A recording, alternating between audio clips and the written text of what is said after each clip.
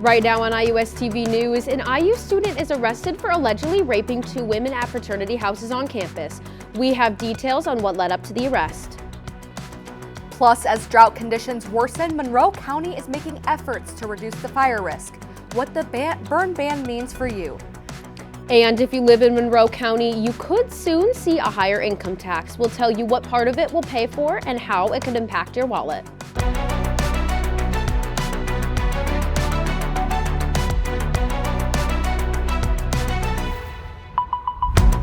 Nearly 4 weeks of classes down, and there's been at least 8 reported sexual assaults on campus. And since then, 3 IU students have been arrested. Hello and thanks for joining us. I'm Lacie Carr. And I'm Sidney Moore. You're watching IUSTV News. The latest arrest came Tuesday night, just days after an IU crime notice. Our Ashton Hackman explains what led to the arrest and why the start of the semester typically brings the most sexual assault reports. 20-year-old Noah Apgar is the latest IU student to be arrested this semester for sexual assault on the Bloomington campus. Apgar is facing 5 counts of rape, strangulation, and confinement. IU police say 2 women reported Apgar raped them at the Sigma Alpha Epsilon fraternity house, where Apgar was a member. One of the rapes happened at another fraternity house. At the beginning of the semester, we see more parties. And we know that alcohol-facilitated sexual assaults are something that are pretty common on college campuses. Sigma Alpha Epsilon issued a statement after Apgar was arrested, saying, quote, Sigma Alpha Epsilon denounces all acts of sexual violence. Violence in any form does not represent the fraternity's values as defined by our creed, the true gentleman. We are committed to the well-being of our members, guests, and their respective communities. Our staff will continue to work with our chapters, university officials, and local alumni leaders to reinforce these values. Apgar entered a not guilty plea during his initial hearing on Wednesday. He's been banned from campus. The period from the start of the fall semester to Thanksgiving break is known as the red zone, or when sexual assault reports are the highest on college campuses. This is the first time away from home for a lot of students, and so learning how to navigate that can be a challenge. 2 other IU students are facing similar sexual assault charges. Police arrested 18-year-old Gregory Gabler last week on 2 charges of rape for allegedly assaulting a woman in his dorm room. And 18-year-old Jackson Arnold is charged with 3 counts of sexual battery after a girl told police Arnold touched her inappropriately several times during move-in week. I absolutely think seeing more people coming forward and reporting means that we are creating somehow an environment where people feel comfortable doing so.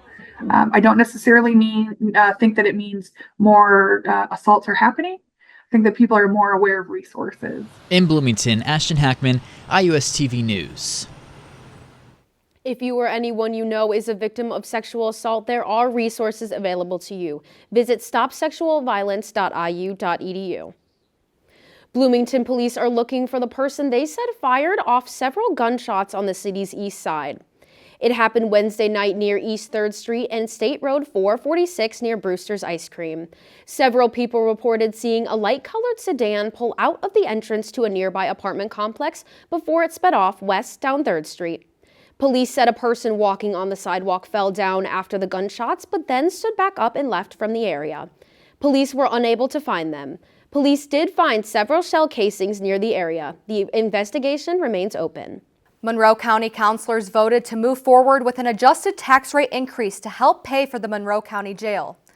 Council voted 6-1 to approve the amended rate of 0.175%, down slightly from the original proposed rate of 0.2%. Both are still significantly up from the current rate of 0.01%. A public meeting to discuss the new rate is set for October 7th. The new jail and possible co-justice center complex would cost upwards of $200 million. A Bloomington woman charged with a hate crime for stabbing a Chinese-American IU student in January of last year has pleaded guilty. Billy Davis now faces up to 10 years in federal prison. She will also have to pay restitution to the victim. Davis admitted to stabbing the woman in the head 10 times. Davis said she did it because the woman was Asian and there would be, quote, one less enemy. She will be sentenced in December. IU has opened investigation into allegations a former basketball team doctor gave inappropriate rectal and prostate exams to players. The university says the former player came forward saying Dr. Brad Bomba Sr. performed the exams decades ago, and it was a common requirement for all players on the team. Bomba spent 3 decades as an IU athletics doctor for several teams, including the men's basketball team. His work ended in the late 90s. An outside firm is conducting the investigation and asking anyone who may have also experienced similar conduct to call their hotline. In a statement, IU said, quote, "We ask for the IU community to have patience with us as we search for the truth and have confidence that the university's actions will be consistent with our values," end quote. Bomba Sr. was a former Hoosier athlete in the 50s and is in the IU Bloomington Athletics Hall of Fame. IU President Pamela Whitten is getting a $175,000 bonus. The Board of Trustees approved the bonus, which was the maximum allowed for Whitten's salary. The bonus comes after a rough year with the Whitten administration. Earlier this year, IU Bloomington faculty passed votes of no confidence. It was the first time since 2005 that an IU president faced such a vote. Turning to weather, Monroe County is one of many counties in Indiana currently under a burn ban. So why are we under this ban, and what does this mean for you? Our Quentin Condra is here to explain. Hi, Quentin. Hi, how y'all doing? So just because of it being dry over the past couple of weeks, not just our state of Indiana, but across the nation, like everyone is in a drought. But this upcoming weekend, we're gonna see some of that go away with rain coming in this next upcoming week, starting on Sunday. But with this burn ban, every county in red under the burn ban is under the burn ban, and Monroe County is in it until September 24th, this upcoming Tuesday. And campfires are banned unless there's a fire ring. No open burning except for charcoal grills, and the use of burn barrels are not allowed, and no burning leaves or grass. When can we see this dry weather end? I will have an update for you in the full forecast just in a little bit. All right, thank you, Quentin. A Bloomington man will spend nearly 9 years in prison for shooting a man in 2022. Louis Segrist took a deal with prosecutors. His more serious charges, including attempted murder, will be dropped. The shooting happened in December that year in front of a home on Kirkwood Avenue. Police found Segrist in Spencer, Indiana, just hours after the shooting. He has remained in jail since the shooting while serving a sentence in another case. If you drive into Bloomington on State Road 48 on the west side, heads up. INDOT is closing the highway over Richland Creek for a bridge construction project. That is between Vernal Pike and Garrison Chapel Road. The official INDOT detour adds an extra half hour to the trip. The closure is expected to last up to 3 months. As flu season approaches, an opportunity to combat the sickness is making its way to campus. The Student Health Center is offering free flu shots throughout the flu season to encourage Bloomington to stay healthy. The flu shots are free and available for enrolled students, faculty, and staff for IU. These shots are by appointment only and must be scheduled online. We've got a list of dates and times for you posted on this story on IUSTV.com. We are less than 50 days away from Election Day, and the deadline to get registered to vote is coming up quickly. Our Mike Badrov explains how much longer you'll have to wait until the registration window closes. I'm here in front of the Monroe County General Election Office, here to give you a how-to on how to become a registered voter here for the 2024 presidential election. The voter registration deadline is coming up on October 7th, so knowing how and where to vote is crucial for anyone who wants their vote to count in the upcoming election. Election Supervisor Kylie Ferris gives her word on why you should vote. This is such an important moment to take in to register to vote and to vote on Election Day so that your voice is heard, and because every vote does matter at the end of the day. Voters can either register in person here at the Monroe County General Election Office, at the BMV, or at the FSSA. You can also register to vote online at indiana.voters.gov, although it is recommended for student voters to register in person. If you're trying to get in this election faster, the first day of early voting is October 8th and ends November 4th. You can vote in person at 302 South Walnut Street in Bloomington, Indiana. This is going to be a very large and very important election because it's going to be history-making either way. Want to help your community? Ferris says Monroe County is always welcoming more poll workers. Poll workers, we are always in need of more poll workers, and the best way to do that is to contact our office, and then we can forward you on to the Democratic and the Republican recruiters. This upcoming election will be a historic one at that, so every vote will matter. Make sure yours does too by coming here to vote in Monroe County. Thank you. I'm Mike Badrov, and now back to the studio. The state of Indiana is bringing back the death penalty after almost 15 years. Still ahead, a Fort Wayne man will be the first execution in the state since 2009. Plus, feds announce a long-awaited interest cut, what the decision could mean for your wallet. But first, IU is taking a deep dive into how artificial intelligence impacts the spread of misinformation. We're back in a few.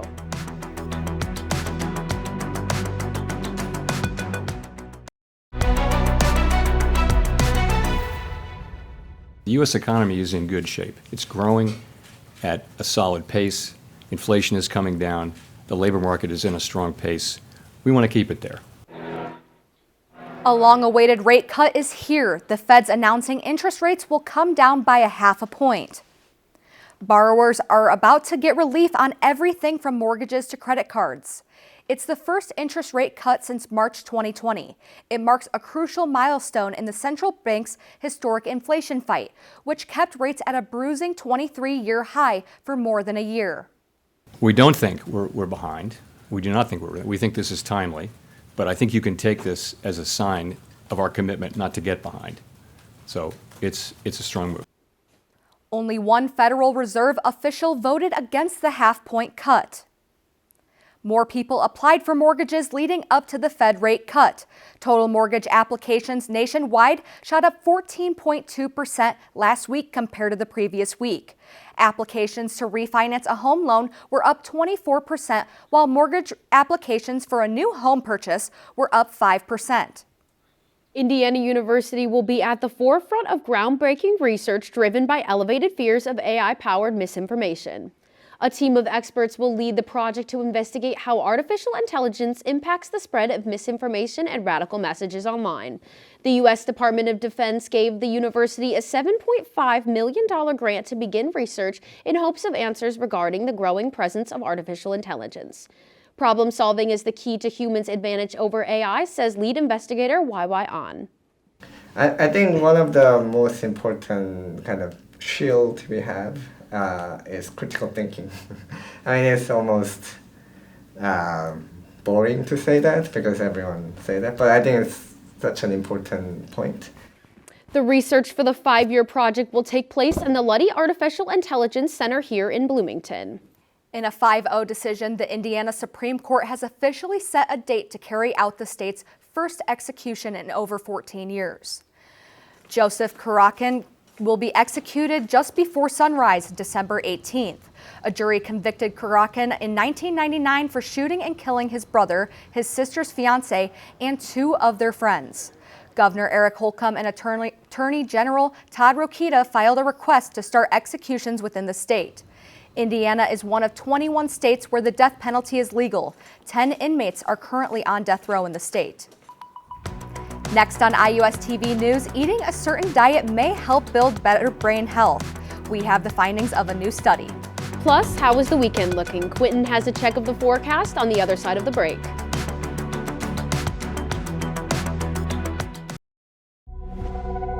Here's something you might have already known. Eating healthy foods can benefit not only your waistline, but also your brain.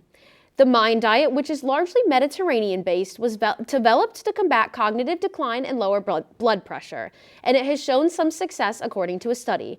Researchers say those who followed the MIND diet for a decade had less risk of problems related to thinking, concentration, and memory lapses. The study followed more than 14,000 people. Among the foods considered brain healthy, vegetables, beans, nuts, seafood, and poultry. For years, medical experts have encouraged zero screen time in the hour before kids go to bed. But a new study has found that screen time before bed might not be as bad as previously thought. The results found there was no interference with sleep in kids using devices in the 2 hours before bed. But letting them stay on their phones once they're under the covers did, in fact, have a negative effect. The study's lead author says once kids are in bed, screens and sleep start vying for the same slice of time. Turning to weather now, we mentioned earlier it's been hot and dry as of late, but that might be changing soon. Quentin Condra is back to tell us why. So we've all been experiencing how warm it's been the past couple of weeks, but Due to some incoming fronts, this on Sunday, I believe, that's when we're going to see it change. So as for us here today, we're going to have nothing but temperatures at 65 by 8 a.m. with nothing but sun. And then around 10 o'clock throughout the day, clouds are going to build with partly cloudy skies at 12 o'clock and temperatures around 84 degrees. And then temperatures maxing out at 4 o'clock by around 88 degrees. And then we've got our game on Saturday with temperatures starting at 69 around 8 a.m. and mostly cloudy skies. But then again around 10 o'clock, we're going to see those clouds start to dissipate, and then we'll have partly cloudy skies at 12 o'clock with temperatures building to 85 degrees and then maxing out around 90 degrees at 4 o'clock after the game.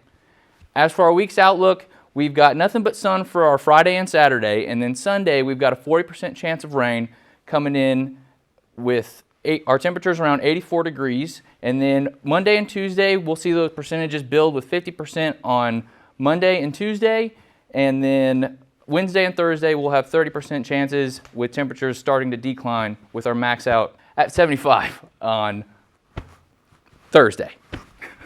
Well, I think we could use a little bit of I rain. agree. It's been a little dry, so Yeah, it's I'm good ready to for see the some heat. rain come in. I'm ready for the heat to go away. Yeah, me too. All right, Quentin, thanks. Of course. Next in sports, it was a mixed couple of days for women's athletics at IU. Allie breaks it down in sports when we come back.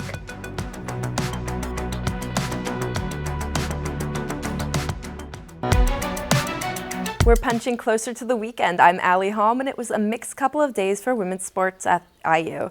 The Indiana women's soccer team opened their Big Ten season with a challenging match against number 20 Ohio State, ultimately falling 3-0. The Hoosiers had their first shot on target from freshman Layla Serta in the 12th minute, but it was saved by the Buckeyes goalkeeper. Senior goalkeeper Jamie Gerstenberg was a standout, making 9 saves, setting a new single-game record for the Hoosiers. Hope Paredes provided 2 solid chances in the second half, but Ohio State held strong. The Buckeyes took a 1-0 lead in the 28th minute, and after a penalty kick in the 87th, sealed the game 3-0.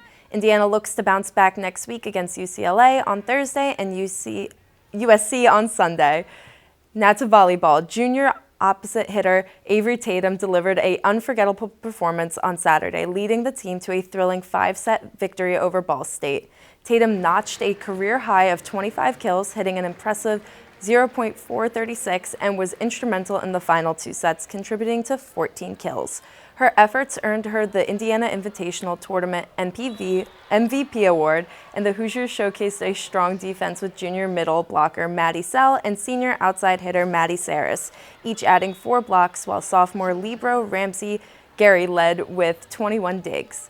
Avery Tatum was great. I think she found us a way to win a match, and I'm really proud of her offensive numbers, but there's a million things that I think we need to address, and we will. We'll get back into the gym on Monday and try to get better. But most importantly from today, I just respect Ball State. They played hard. They pushed us. Fortunate to win. With this win, Indiana improves to 6-2, their best start since 2019, and will look to build on this momentum next week during Notre Dame's game. That's all for sports. Back to you at the desk. All right, Allie, thanks. Let's get one last check of that 7-day forecast. All right, so for our Thursday and Friday, we've got the last bit of sun for the week. And then on Sunday through Thursday, we're going to see those rain chances throughout those couple of days, ranging from anywhere from 30% on our Wednesday and Thursday, and then our highest percent chance is on Monday of next week. So keep an umbrella ready. You never know. So. Quentin, thanks, and thank you for watching IUSTV News. For updates between newscasts, check out IUSTV.com, and we look forward to seeing you back here on Monday. Take care.